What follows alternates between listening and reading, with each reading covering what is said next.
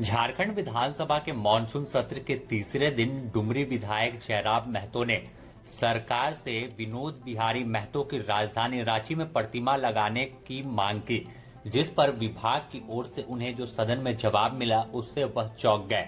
मंगलवार की शाम 6 बजे डुमरी विधायक जयराम महतो ने मीडिया से बात करते हुए कहा कि दिसम गुरु शिबू सोरेन के राजनीतिक गुरु रहे विनोद बिहारी महतो की प्रतिमा लगाने के लिए विभाग और सरकार के पास जमीन उपलब्ध नहीं है। ऐसा जवाब सदन में उन्हें मिला है। आप खुद सुनिए क्या कुछ कह रहे हैं जयराम महतो।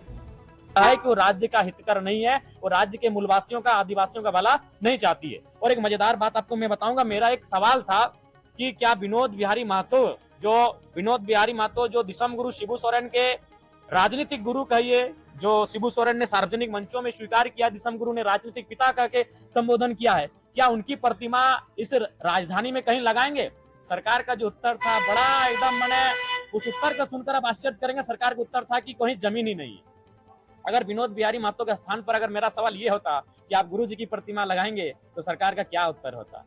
सरकार को इतनी कुंठित मानसिकता के साथ कार्य नहीं करना चाहिए। योगदान अगर गुरु जी का है तो योगदान जयपाल सिंह मुंडा का भी है, योगदान विनोद बिहारी महतो का भी है, लेकिन सवाल को यह करके खारिज कर दिया गया कि जगह ही नहीं है।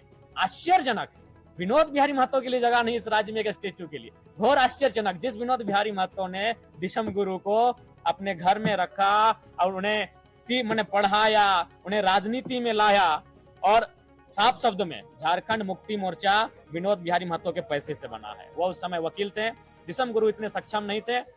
बेशक वो एक बहुत बड़े मास लीडर थे, संथालों की बहुत बड़ी आबादी होती है, इसलिए कॉमरेड एके राय और विनोद बाबू ने प्राथमिकता दी थी कि इस शख्स को बड़ा नेता बनाना, उन्होंने बना दिया। लेकिन जो पैसा लगा था वो विनोद बिहारी महतो का था, वो वकालती का पैसा लगा था। जो कागज और कलम और स्याही लगी थी झारखंड मुक्ति मोर्चा बनने में, वो विनोद बिहारी महतो का था। और सरकार का उत्तर है कि राजधानी में कहीं जमीन ही नहीं है जहां उनकी प्रतिमा बने। तो सोचिए, अगर मेरा सवाल जस्ट खाली विनोद बिहारी नाम के जगह पर जयपाल सिंह मुंडा या दिसम गुरु शिबू सोरेन का होता, तो सरकार का क्या उत्तर होता? क्या सरकार को इस प्रकार से संकीर्ण राजनीति करनी चाहिए? इस प्रकार से संकीर्ण सोच रखनी चाहिए? ये दुर्भाग्य राज्य की सरकार का। उसके बाद ये मेरा ही सुझाव था, अभी जो आप बहस देख रहे हैं कृषि को लेकर, अभी जो आप बहस देख रहे हैं अत्यधिक वर्षा को लेकर, ये मेरा ही सुझाव था सर्वदलीय बैठक में, और इस पर हमने अपना राय प्रकट किया है। इस बार बारिश 33-32% ज्यादा हुई है। अतः जहां जहां क्षति हुई है, चाहे सड़क की क्षति हो, पुल की क्षति हुई हो, या किसी सेक्टर की क्षति हुई है, उसकी एक कम अवधि में भरपाई की जाए। और विशेषकर किसानों के लिए 500 करोड़ का एक बजट जो क्षति के लिए निर्धारित किया जाए। जिनके आवास का क्षतिग्रस्त हुआ है उन्हें कम समय में आवास अलॉटमेंट किया जाए। और जो अगर निधन हो जाता है, किसी की मृत्यु हो जाती है इस आपदा में, तो 10 लाख का मुआवजा उस परिवार को मिले। ये मैंने सरकार से मांग किया है। क्या सिराज जी? हाँ बिल्कुल मैं उस स्टेटमेंट पर पीछे क्यों हटूंगा? सवाल हर जगह होते हैं। मैं गुरुजी का सम्मान करते हुए मैंने सवाल पूछा कि 10 दिन में अगर एक गांव की तस्वीर सुधारी जा सकती है, तो क्या 25 सालों में झारखंड के आधे गांव की तस्वीर नहीं सुधारी जा सकती है, और अगले 10 सालों में बाकी गांव की तस्वीर नहीं सुधारी जा सकती है? मैंने ये तर्क दिया है और मैं अपने इस तर्क पे कायम हूँ।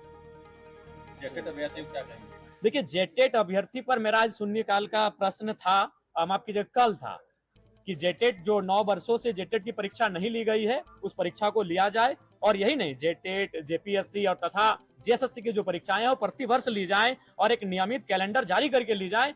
मैंने ये सरकार से मांग किया है शून्यकाल के माध्यम से। अच्छा, पूर्व मुख्यमंत्री चंपई सोरेन ने कहा है कि रिम्स का जो निर्माण है वो गलत जगह पे हो रहा है, जनता इसका निर्णय लेगी, जनता तय करेगी, और इसके साथ ही आने वाले समय में वो लाखों लोगों के बीच में बैठेगी। साथ ही उनका ये भी कहना है कि ये सरकार आदिवासियों के ऑपोजिट जो नहीं, ये सच्चाई है गरिश्मा जी। आज मेरा प्रस्ताव मैं लेके आया था विधेयक संशोधन में, उन दोनों प्रस्ताव मैंने स्थानीय व्यक्ति का ही सुझाव किया था, दोनों प्रस्ताव को अस्वीकृत कर दिया गया। तो यह स्पष्ट है राज्य सरकार की मंशा कहीं ना कहीं राज्य के मूलवासी आदिवासियों के विपरीत ही है और उसी दिशा में कार्य कर रही है। तो आदिवासियों को तंग कर रही है, बिल्कुल तंग कर रही है। सिरम टोली आपने देखा, आपने सूर्या हंसदा इनकाउंटर देखा, आपने नगड़ी का मामला देखा। बिल्कुल आदिवासियों को, आदिवासी राज्य में आदिवासी मुखौटा पहनकर राज्य की सरकार तंग कर रही है, परेशान कर रही है, प्रताड़ित कर रही है। धन्यवाद।